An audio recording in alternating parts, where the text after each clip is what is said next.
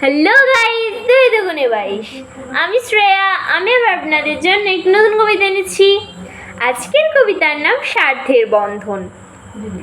স্বার্থ ছাড়া হয় না আপন, যতই বলি কথা ফুরিয়ে গেলে বিদায় নেয় মনে দিয়ে ব্যথা।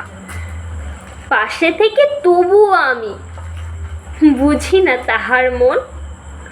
স্বার্থের জন্য বদলে যায় যতই আপনজন। স্বার্থ ছাড়া কিছু বোঝে না, যখন যেখানে যায় ধরার বুকে এই স্বার্থ পরের কোনো দাম নাই। নমস্কার। আমার এই কবিতা যদি ভালো লেগে থাকে অবশ্যই লাইক, কমেন্ট, শেয়ার এবং সাবস্ক্রাইব করতে ভুলবেন না।